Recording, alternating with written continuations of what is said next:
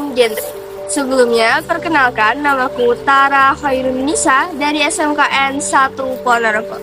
Nah, di sini aku mau ngajak teman-teman sekalian buat ngobrol bareng nih mengenai SDGs. Mungkin teman-teman di sini udah tahu mengenai SDGs, yakni 17 tujuan untuk masa depan.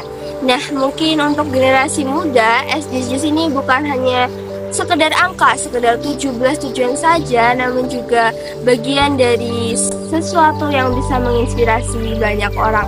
Namun untuk seorang remaja, untuk generasi muda, sebelum mereka bisa bersuara dengan lantang, sebelum mereka bisa menginspirasi banyak orang, tentunya banyak cerita di balik itu semua.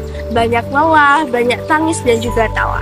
Nah, di sini saya mau mengajak teman-teman di sini untuk mendengarkan nih cerita dari teman-teman aku mengenai cerita mengenai background mereka, bagaimana mereka bisa menginspirasi banyak generasi muda di era sekarang ini. Yuk, ikuti aku.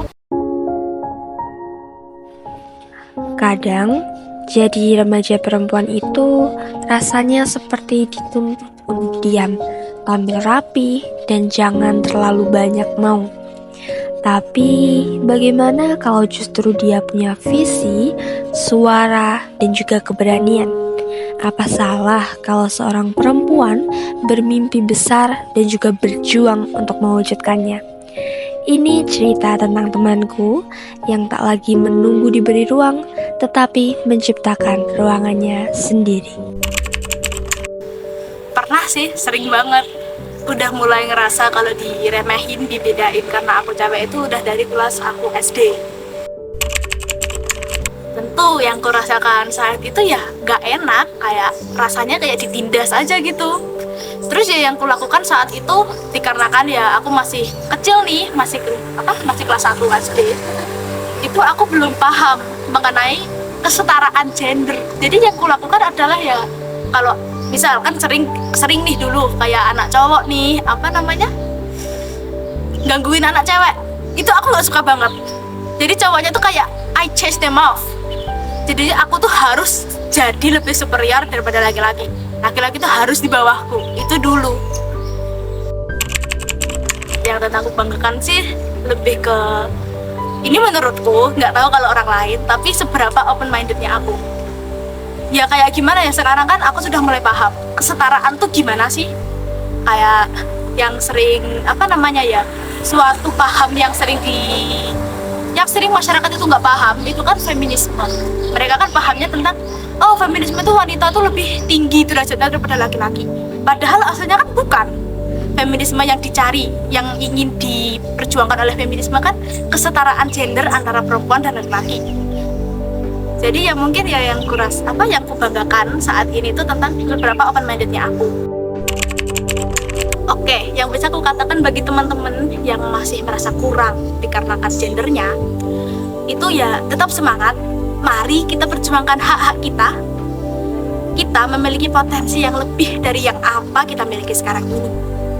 Mari kita terus berjuang untuk hak-hak kita dan juga untuk masa depan yang lebih cerah.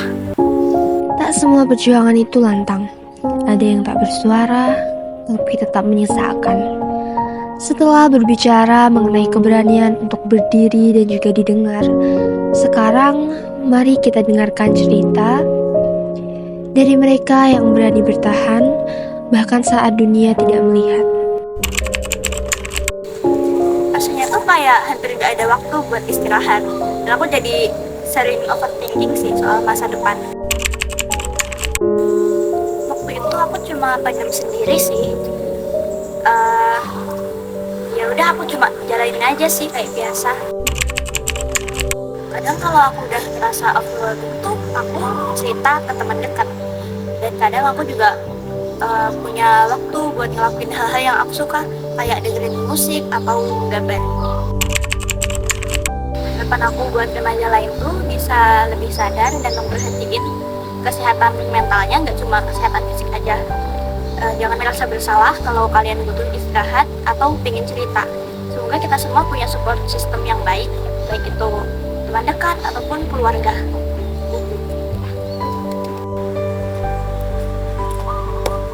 Jadi dari mereka aku belajar bahwa semua orang pasti punya struggle, punya kecapean masing-masing dalam diri mereka. Tapi yang jadi pembeda adalah siapa yang mau terus bangkit dan juga berjalan untuk masa depannya. Di sini sebagai duta genre, aku nggak hanya mau memberikan pesan saja, tapi juga aku mau mendengarkan. Tidak hanya mendengarkan teman-teman di sekitar aku aja, tapi juga mungkin teman-teman di rumah yang memiliki struggle yang tidak bisa diutarakan kepada teman-teman atau mungkin orang-orang terdekatnya, bisa menjadikan aku buat safe space kalian untuk mengutarakan struggle yang kalian punya. Karena aku percaya bahwa setiap langkah kecil merupakan bagian dari perubahan besar. Itu aja yang aku sampaikan. Bye-bye. Terima kasih telah menonton.